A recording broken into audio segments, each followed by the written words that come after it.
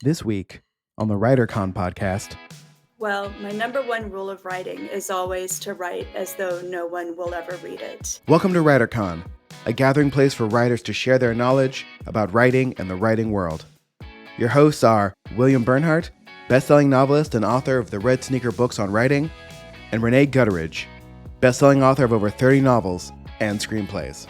Hello, writers!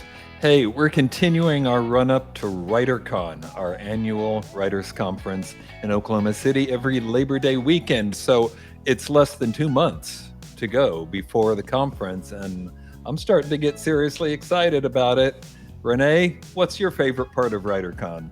Well, I have a lot, and I think you've asked me a few times, but I have a different answer every time. But this is Good. One thing that I thought about that I love is when I see a writer come out of an agent meeting or a pitch or something, and their face is just lit up, and they, sometimes I'm a complete stranger, but I happen to be standing there, and they're just like, it was such a good meeting, and they like my stuff.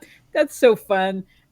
We see a lot of that at WriterCon, and it's just, I remember that feeling, and I love seeing people have those victories and those wins. So that's very fun. That's terrific. Jesse, there are a lot of things I could ask you about WriterCon, but instead, I am going to cut to the question I know is uppermost in our listeners' minds. Will you be performing at karaoke night this year? Here's the thing. I'm not against doing it. It's just I can't tell Michelle that I'm doing it because then she'll be nervous about me doing it. So I'll just go do it. Come? She's in the introvert camp of no karaoke. Okay. Me too. Yep. I have no problem singing horribly in front of Is that why you don't come, Rene? I thought it was just me. No, I can't do it myself, and I also can't watch people do it. That's how introverted I am. So, yeah. That's you feel the pain, or I feel all of it. I feel every emotion. So It's not worth it emotionally for me. That's why I've also never done stand-up, because not because I am scared of it, which I am, but the fact that it would make my introverted partner incredibly nervous knowing that I'm going to do it. Just knowing that you're going to do it? Yeah. She'd be nervous for you? Yes, yeah. Wow. I'd be fine. I mean, I know you're going to bomb at least once. That's what every comedian's ever told me. So I've never been a stand-up comic either, but I think that's because I wouldn't be funny. So that's probably not. So a lot of stand-up comics doesn't stop them. So. Okay, our interview today is with Tosca Lee, the award-winning New York Times bestselling author of many novels like The Line Between. She's written several biblical-based novels like The Legend of Sheba. She wrote the Books of Mortals series with another New York Times bestselling author, Ted Dekker. And most recently, she's written a historical World War II-based novel, The Long March Home. She's the recipient of 2 International Book Awards, Killer Nashville's Silver Falchion, and the ECPA Book of the Year. In addition to the New York Times bestseller list, her books have appeared on the IndieBound bestseller list and the Library Journal's best of list, and many others.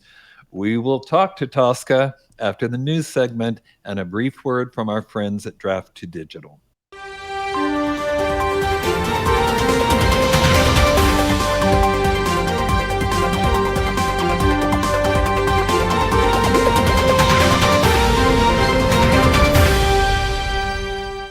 Hi, this is Kevin Tomlinson with Draft to Digital. Ebooks are amazing, but there's just something about having your book in print. That's why we built D2D Print. We take care of you with free layout templates and formatting, and we can convert your ebook cover into a full wraparound print cover automatically. Come check out D2D Print and all the cool tools we've built for you. Find out more at drafttodigital.com.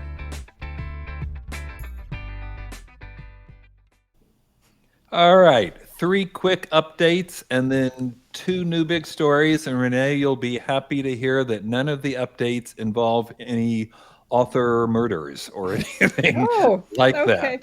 I know what's happening to the world. A quiet week, huh? But we have covered the sad upward trend in book bans in the past year. Well, the Biden administration has now appointed someone in the Department of Education to organize responses to book bans at the state level. on a related subject. It's not really related. I guess everything on this show is related in a sense, but maybe I'm getting too metaphysical now. Anyway, we've talked a lot about AI. We've covered the near panic going on now about ChatGPT and other AI programs that collate scraped information in a way that resembles actual writing. Not that I have a position on this or anything. Amazon has announced that it is now including on its book sales pages AI-generated summaries of customer reviews. Like, in case you don't have time to read all those 1 to 5 star reviews, the AI will just generate a summary. Oh, geez. You think, will that help sell the book? If I could pick and choose, maybe, but that's scary.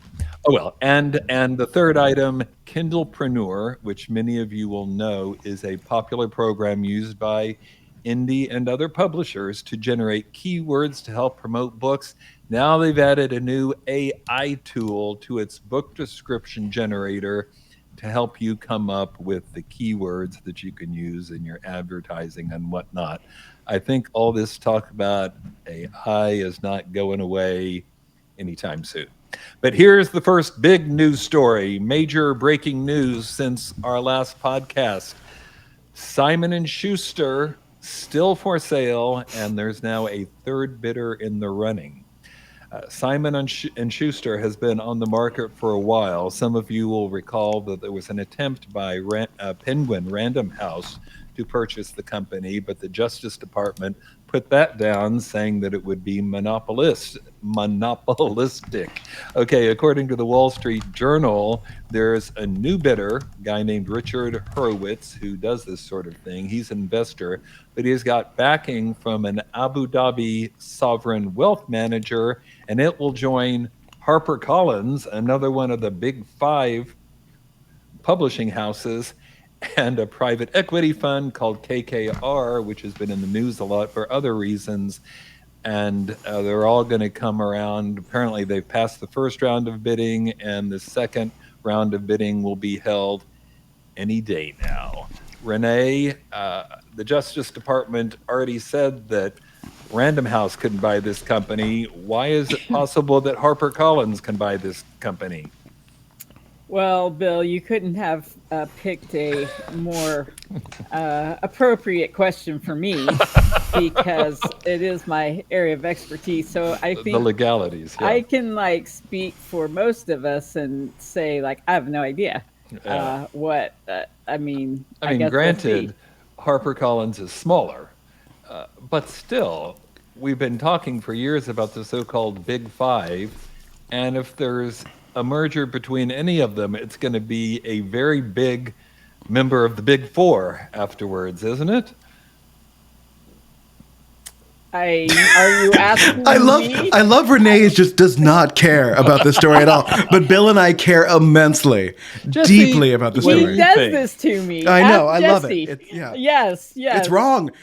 No, if Penguin Random House can't buy them, HarperCollins can't buy them either. You wouldn't think. Yeah, Plus all I this agree. private equity fund bidding but that seems, that's how Barnes & Noble got published, right? That was another equity fund who bought it and then hired James Dunn to come over from England and try and whip him into shape. And it looks like the same thing is sort of happening now, but I don't think it makes any sense. Is it HarperCollins and a private equity firm, or is those 2 separate bids? There's 4 different parties involved, all pooling money together. But HarperCollins is an actual publisher that would be, they're part of the Australian News Corp, Rupert Murdoch and all that. Yeah, so they would be acquiring Simon & Schuster, which is, as we speak, the only member of the Big 5 that's actually American-owned. That would end, of course, if this goes through. This is something I never thought I would say on a podcast. Maybe the private equity firm should buy it. Not something I would normally say about anything else. But in this case, competition is good. And in a shrinking market, you don't want less competition. You want more. Yeah. So Of course, the history, not that I'm any business finance expert, but I think the history of private equity funds buying something is Not great. then they fire a lot of people. Yeah. And then they sell off as many assets as they can and try and make it somehow more streamlined. And then they sell it for a profit, right? That's normally how it goes. And that like we have a problem with like retirement homes all being bought by private equity firms and them, cheaping out on that. Normally not great. But the Barnes and Noble story is a positive private equity thing where someone sees the profit in it, and you would hope. Again, I think Simon & Schuster just stay in business as Simon & Schuster. I don't know why they're so gung-ho about selling. Either no one can buy them or no one's being allowed to buy them. Well, I think the answer is they're ultimately owned by Paramount Global. And at Paramount's level, even a very successful publishing company is chump change compared to what they're making from, I think the original idea was that there was going to be some symbiotic relationship between books and movies that just never actually panned out.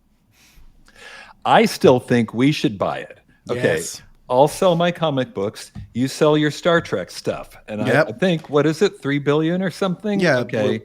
We only need $2.99 more billion. How We'll am bring I in being Rene. left out of this? Yeah. I'm not. You guys don't think I have anything to bring? Okay. All right. Well, no, you can be our private equity member. What are you going to sell? Right. Okay. Let me think about that. I'll get back to you. Okay, second news story. Elizabeth Gilbert, who I know many people will remember from Eat, Pray, Love, she has pulled from release her forthcoming, it was actually scheduled for 2024, but the thing is it's set in Siberia. It's called The Snow Forest, and it was going to come out in February. The cover had been revealed on national TV. They were taking pre-orders. And then the one-star Goodreads reviews started to bombard the website. Why? Since most of these people couldn't have even read the book at that point. It's because the novel is set in Siberia. And some Ukrainian readers were alleging the novel romanticizes Russia, even though, as I mentioned, they have not read the book. And the book, by the way, is set in the 1930s and focuses on a family finding refuge from the Soviet government, post-revolution. Anyway, Siberia is not where good things happen in Russia. Like, you can't romanticize literally their prison area. Well, Dr. Zhivago sort of did. I guess that's true. Anyway, so Elizabeth Gilbert posted to social. She just, she's got enough clout to pull a book and just said, it is not the time for this book to be published. And reorders are going to be refunded, and the publisher has made no comment, but a lot of others did. PEN America said the decision was well-intentioned but regrettable and asked the author to reconsider. Meanwhile, a statement from the Authors Guild said, quote, it's a personal choice, end quote, and quote, we respect her decision, end quote. Okay, Rene, can I go to you first on this one? I do have an opinion about this. What do you think? Yeah. Should she have pulled the book? Well, I respect her decision as well, but I will say that I've been following some of the news on these Goodread reviews that are trashing novels before they're even out. And it's a real tragedy, and I hope that this trend doesn't continue, because it's absolutely devastating for an author to come up against something like this before the book is ever out and read. This Elizabeth Gilbert thing, it's a kind of a different beast in what it's dealing with, but at the same time, I think we're going to see more of this, and I hope that authors will stand up, and publishers especially will stand up to this, and not let all of that influence. Well, yeah, I think, negatively. Jesse, what bothers me most is thinking that, both the author and the publisher only discovered this wasn't the right time for a book set in Russia after basically the book was review bombed on Goodreads. What does this say about the power of the internet, do you think? I mean, this has happened in movies a lot where, I remember, when Captain Marvel came out, it was review bombed before it ever came out. And I remember Rotten Tomatoes had to change their review policy to not allow reviews until like a week before the thing comes out, when like screenings start and whatnot. Goodreads should have a similar policy. You can't review a book that's not out yet. Yeah, that sounds like Goodreads, of course, is owned by Amazon, so they would probably feel like those reviews were promoting sales of pre-orders. Anyway. If Amazon can make it so that they can take review text that someone wrote and clean it up via AI, they also have the ability to set a timeline on when reviews are allowed on Goodreads. Yeah, So they can figure it out. I think that sounds good to me. All right, Jesse, cue up the music. Let's talk to Tosca Lee.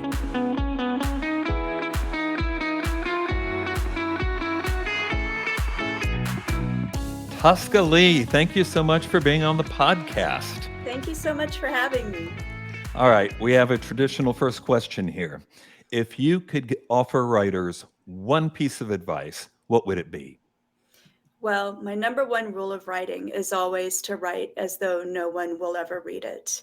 And that might sound contradictory since many of us are trying to get published or see our works produced in some way. But I find that that's the best way to take the pressure off. And so I always say to write as though you're in your closet with your favorite notebook at night with a flashlight writing secret stuff. And that's how the good stuff happens. Yeah, I think there's a lot of wisdom there. Hey, congratulations on your continued success.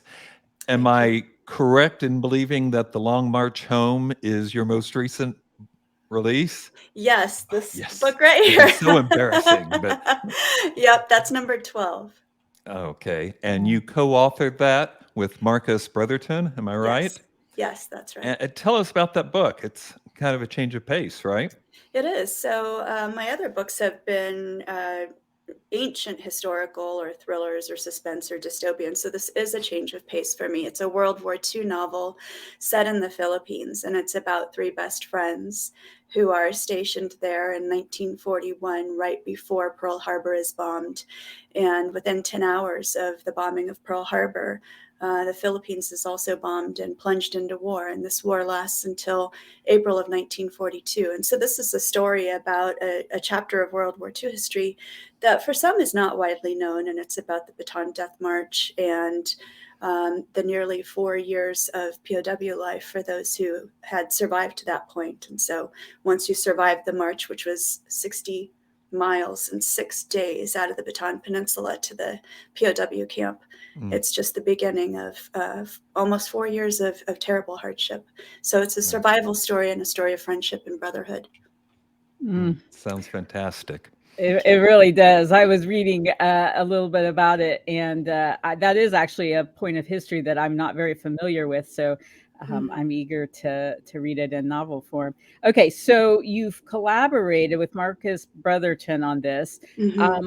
Interestingly, one question I get a lot is how do you do collaborations? And because writing is very solitary, and so can you tell us a little bit about your collaboration journey and what your strategies might be? Well, this is my second collaboration. So I've also written a trilogy with Ted Dekker, and that was 500 Years in the Future dystopian trilogy. And so that process was actually very different than this process. And I also get asked that question all the time. How do two writers write together? Because it is a very solitary thing. And of course, even when you write with somebody, you have your solitary moments. But in my collaboration with Ted Dekker, we brainstormed everything from the ground up. But in this particular instance, Marcus, who I knew before and who I had endorsed his previous novel before, though he's best known for his World War II nonfiction. He reached out to me in 2017 and said, hey, I've got this back burner project I'm working on about the Bataan Death March. He'd been working on it for 7 years off and on between projects. And he said, would you like to join me in this story? And honestly, I was not familiar with this part of World War II history myself. So he had to kind of catch me up to speed. And when I heard it, when he told me more, I said, this sounds like a really important story to share. count me in. And so I added 5 years to the process, but this was a very different process because, and I think this is actually quite rare. Marcus essentially handed me his earlier drafts and said, here you go, do with it what you will, and be as free as you can be. And so, and that's great because that takes me back to writing secret stuff again and writing as though no one will ever read it, right? And so I added 5 years of pulling, this manuscript apart and seeing where I felt that I could add value and add more to the story, and of course, spending time researching all this as well. And so 12 years total to create this book. And at the end, of course, we're passing the manuscript back and forth. And we've got our moments of, I really don't want to take this out. Here's a non-negotiable for me. And we honor those non-negotiables. And they're not long lists. And we're both pretty easy to get along with. So, it worked out really well. That is a terrific story, and we've done a bunch of interviews, but I've never heard a story like that. That was just astounding. I think it's so rare for an author to say, "Here you go, take my baby." Absolutely. Do what you will. Other things, yeah. Well, while we're talking about collaboration, let me also, did you admire that segue? Let me also thank you for attending WriterCon this year. Yay, I'm so excited. It's true. I know how busy you are, but I know this is also not your first ever conference. What is your favorite part of these gatherings of writers? Yeah, it's the camaraderie. And I always, at the start, anytime I'm keynoting or anything like that, my first reminder to those who are in attendance is always to take advantage of this time.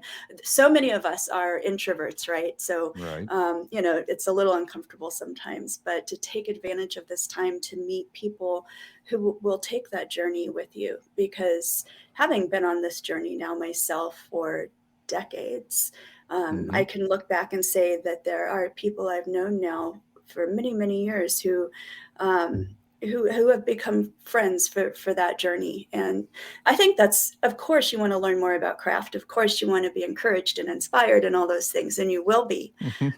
But when you leave with those friendships that will take you all the way through, I think that is the big value. Yeah, me too.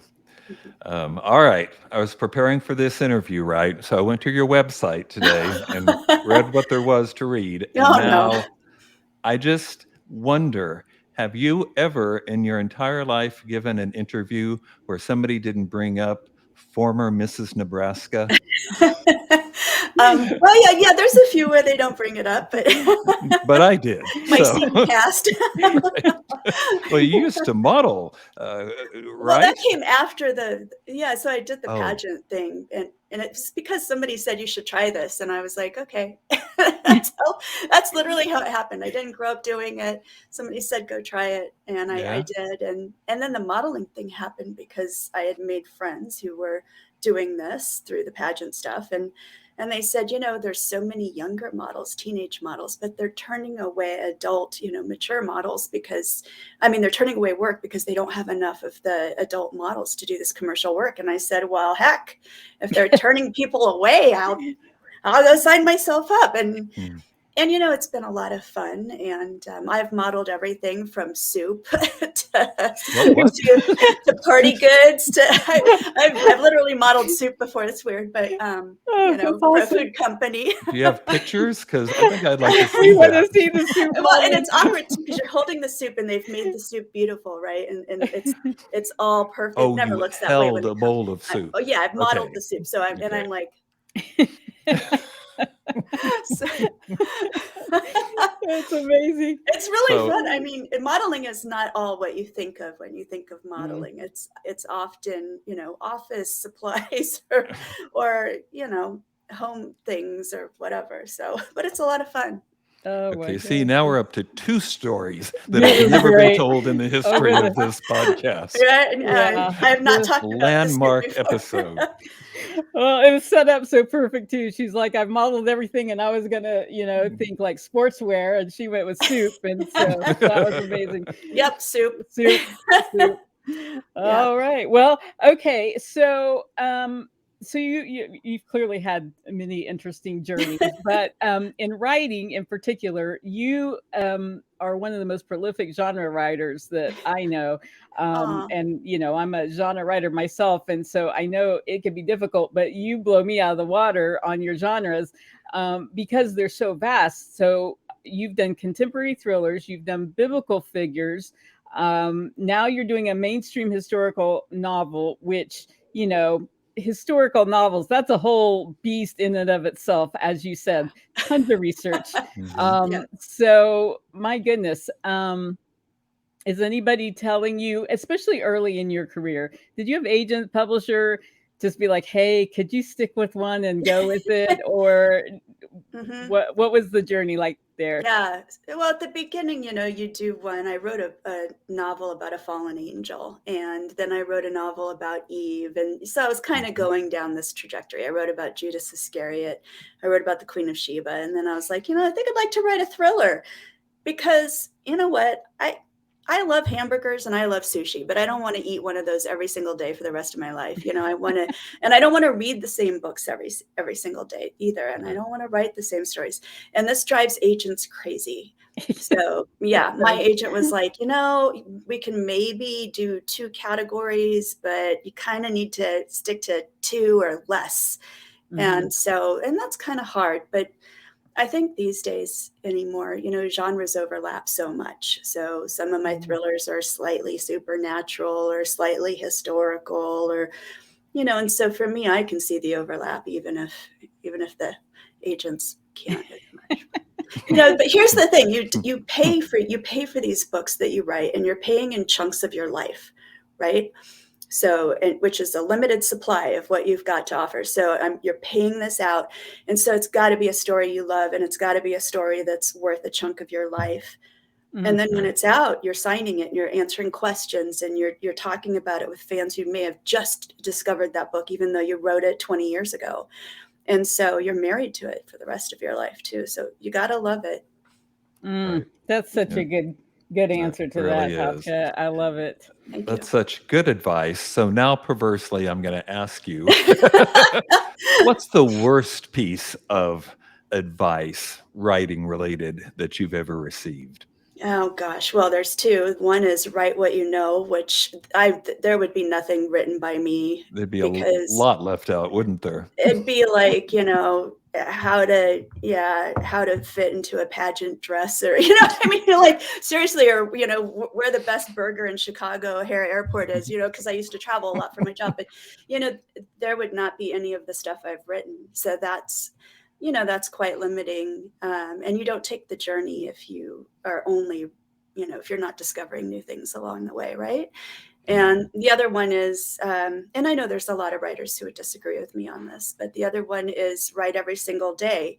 Well, I don't write every single day. Some days I just don't. And in between projects, I don't write every single day. And I know they say writers write every single day, but by that definition, I'm not a writer. So. Well, I think you are. We disagree. I'll stack 12 published books up against that. Okay. That have done very, very well. Okay, let's flip it over. Looking back, what's the best piece of advice or something you learned along the way that really helped? So, you both know how this industry can turn on a dime and can often be very discouraging at times, especially if you've been in situations like I have where your imprint got shut down or there's no marketing budget or, whatever. So things can become really tough sometimes. And also the writing itself is tough, right? There are days when it doesn't come out very, very quickly. You don't hit that flow, whatever. The best advice I've ever had came from my husband. And it was a day I was really discouraged and I was moping around. And he said, why don't you just go up to your office and have some fun? And I was like, what? Can't have fun? This is a job. This is my life work, blah, blah, blah. And you know what? He was absolutely right. Because if you're having fun, then it comes down to paying out chunks of your life again for that story. And also, if you're having fun, you're going to write a great story. You just are. Absolutely. Have fun. That's so good.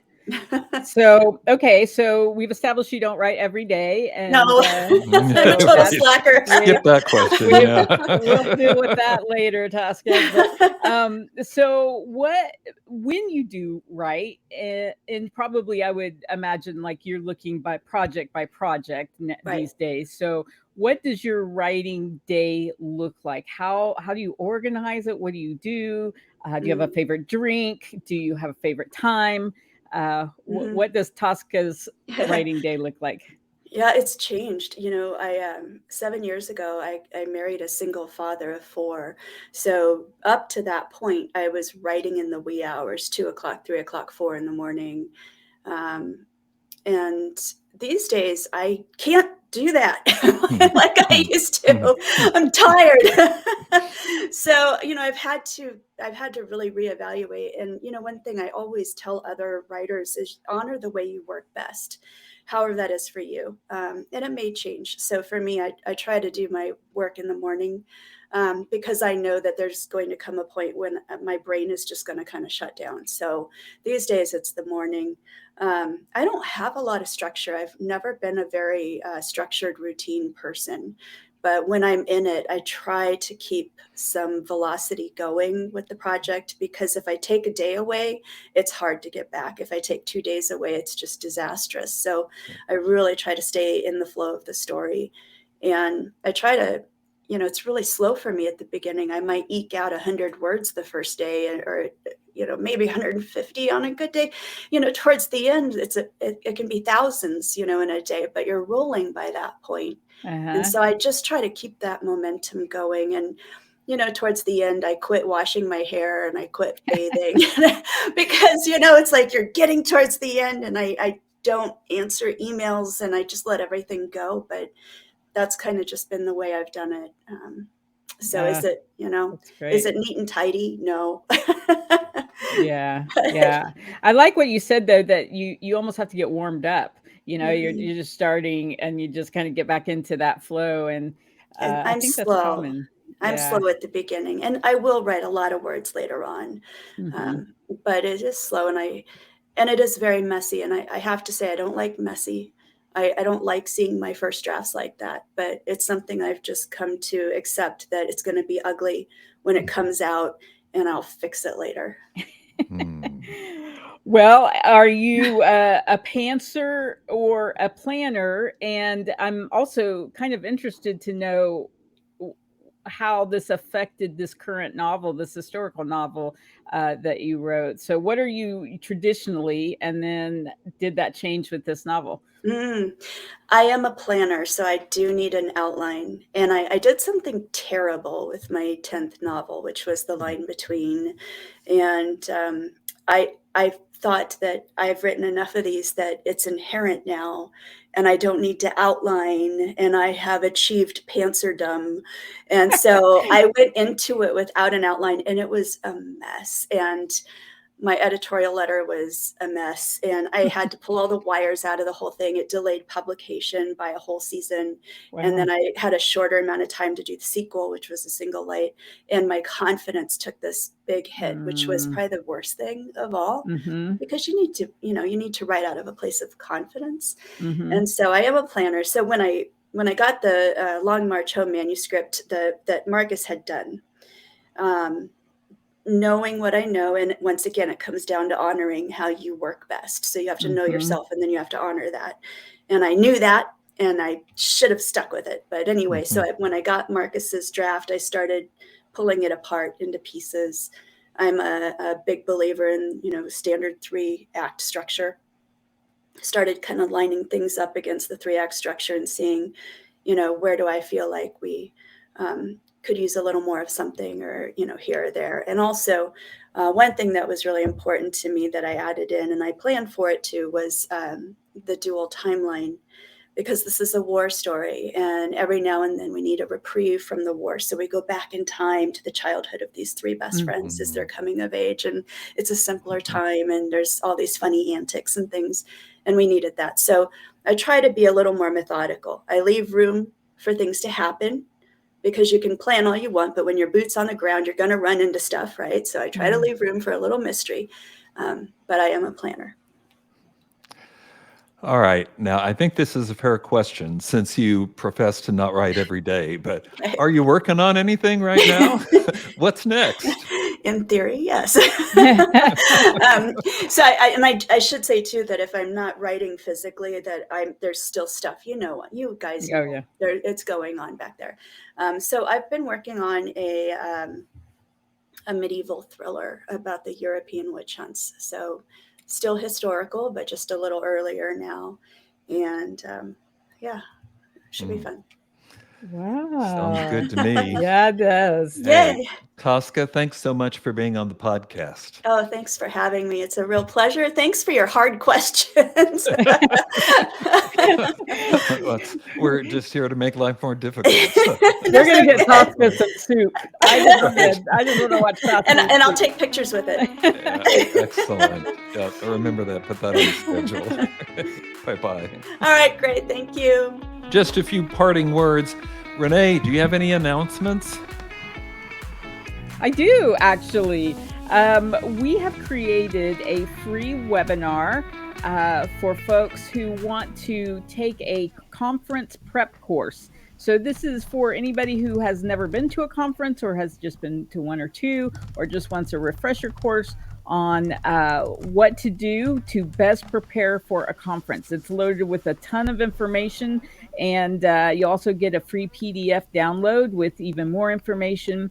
So if you'll visit writingmomentum.com, there'll be a link there and some information on how to join. It's pre-recorded, and you can watch it anytime you want. Fantastic. This is all, of course, part of the run-up to WriterCon, our large group conference. That's September 1st through 4, Labor Day weekend, Oklahoma City. More than 60 presenters like Tosca Lee and just as successful and intelligent as she was. And we have contests and chances for critique, consultation, classes, and just fun stuff like the open mic and the evening roundtables and karaoke night. I'm going to get Jesse in there somehow. I'll do it. Listen, just wait and see. As long as you're okay with some Tenacious D songs, I will happily do some karaoke. So. There you got it. It's on tape now. All right. For more information, please visit our website, which is writercon.com. Until next time, keep writing. And remember, you cannot fail if you refuse to quit. See you next time.